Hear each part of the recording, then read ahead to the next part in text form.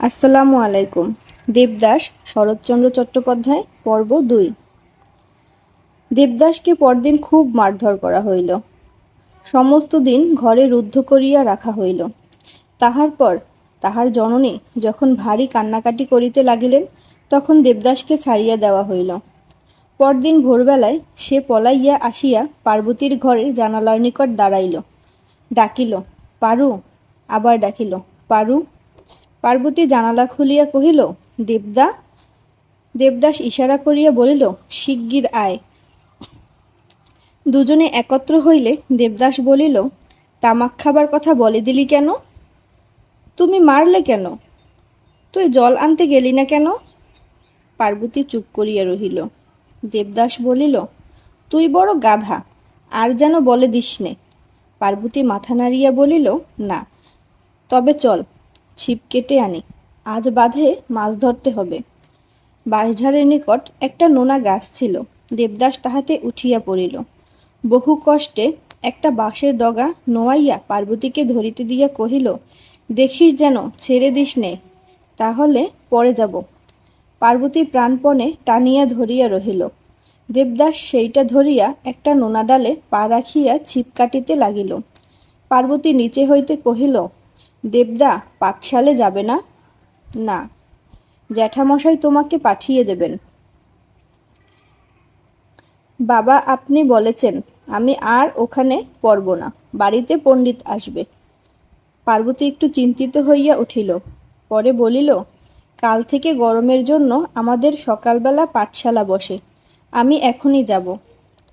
দেবদাস উপর হইতে চক্ষু রাঙাইয়া বলিল, না, যেতে হবে না। এই সময় পার্বতী একটু অন্যমনস্ক হইয়া পড়িল। অমনি বাঁশের ডগা উপরে উঠিয়া গেল এবং সঙ্গে সঙ্গে দেবদাস নোনা ডাল হইতে নিচে পড়িয়া গেল। বেশি উঁচু ছিল না বলিয়া তেমন লাগিল না, কিন্তু গায়ে অনেক স্থানে ছড়িয়া গেল। নিচে আসিয়া ক্রুদ্ধ দেবদাস একটা শুষ্ক কঞ্চি তুলিয়া লইয়া পার্বতীর পিঠের উপর, গালের উপর যেখানে সেখানে সজোরে ঘা কতক বসাইয়া দিয়া বলিল, যা, দূর হয়ে যা। প্রথমে পার্বতী নিজেই লজ্জিত হইয়া পড়িয়াছিল, কিন্তু যখন ছড়ির পর ছড়ি ক্রমাগত পড়িতে লাগিল, তখন সে ক্রোধে ও অভিমানে চক্ষু দুটি আগুনের মতো করিয়া কাঁদিয়া বলিল, এই আমি জ্যাঠামশাইয়ের কাছে যাচ্ছি। দেবদাস রাগিয়া আর এক ঘা বসাইয়া দিয়া বলিল, যা, এখনই বলে দিগে, যা। বই গেল। পার্বতী চলিয়া গেল। তখন আরেকটা গিয়াছে। তখন দেবদাস ডাকিল, পারু। পার্বতী শুনিয়াও শুনিল না, আরও দ্রুত চলিতে লাগিল। দেবদাস আবার ডাকিল, ও পারু, শুনে যা না। পার্বতী জবাব দিল না। দেবদাস বিরক্ত হইয়া কতকটা চিৎকার করিয়া কতকটা আপনার মনে বলিল, যাক, মরুক গে। পার্বতী চলিয়া গেলে দেবদাস যেমন তেমন করিয়া দুই একটা ছিপ কাটিয়া লইল। তাহার মনটা বিগড়াইয়া গিয়াছিল। কাঁদিতে কাঁদিতে পার্বতী বাড়ি ফিরিয়া আসিল। তাহার গালের উপর ছড়ির দাগ নীল হইয়া ফুলিয়া রহিয়াছে। প্রথমেই ঠাকুরমার চক্ষে পড়িল। তিনি চেঁচাইয়া উঠিলেন, ওগো মা গো, কে এমন করে মারলে পারু? চোখ মুছিতে মুছিতে পার্বতী কহিল, পণ্ডিত মশাই।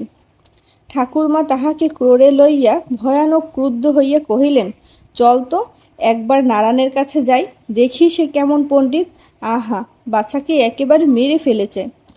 পার্বতী পিতামহীর গলা জড়াইয়া কহিল, চলো। মুখুজ্জে মশাইয়ের নিকট আসিয়া পিতামহী পণ্ডিত মশাইয়ের অনেকগুলি পুরুষের উল্লেখ করিয়া তাহাদিগের পারলৌকিক অশুভ ইচ্ছা প্রকাশ করিলেন এবং খাদ্যদ্রব্যেরও তেমন ভালো ব্যবস্থা করিলেন না। শেষে স্বয়ং গোবিন্দকে নানা মতে গালি পারিয়া বলিলেন, নারায়ণ, দেখো তো মিনসের আস্পর্ধা, সুদ্দূর হয়ে বামুনের মেয়ের গায়ে হাত তোলে, কি করে মেরেছে একবার দেখো। বলিয়া গালের উপর নীল দাগগুলো বৃদ্ধা অত্যন্ত বেদনার সহিত দেখাইতে লাগিলেন। নারায়ণবাবু তখন পার্বতীকেই প্রশ্ন করিলেন, কে মেরেছে পারু? পার্বতী চুপ করিয়া রহিল। তখন ঠাকুরমাই আর একবার চিৎকার করিয়া বলিলেন, আবার কে? ওই গোয়ার পণ্ডিতটা। কেন মারলে? পার্বতী এবারও কথা কহিল না। মুকুজ্জে মশাই বুঝিলেন কোন দোষ করার জন্য মার খাইয়াছে, কিন্তু এরূপ আঘাত করা উচিত হয় নাই। প্রকাশ করিয়া তাহাই বলিলেন। শুনিয়া পার্বতী পিঠ খুলিয়া বলিল, এখানেও মেরেছে। পিঠের দাগগুলা আরও স্পষ্ট, আরও গুরুতর। তাই দুজনেই নিতান্ত ক্রুদ্ধ হইয়া গেলেন।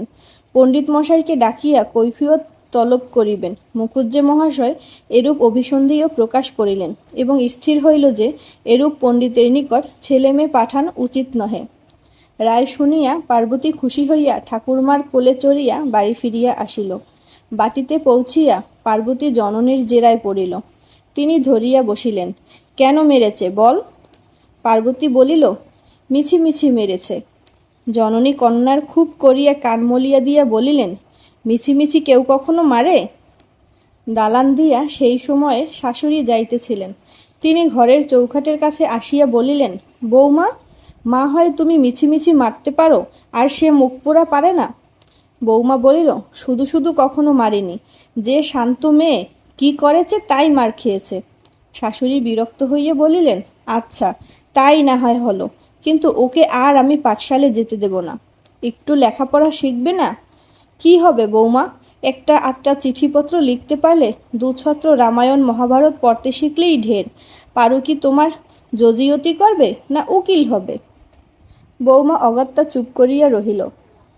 সেদিন দেবদাস বড় ভয়ে ভয়েই বাড়িতে প্রবেশ করিল। পার্বতী যে ইতিমধ্যে সমস্তই বলিয়া দিয়াছে তাহাতে তাহার আর কিছুমাত্র সংশয় ছিল না।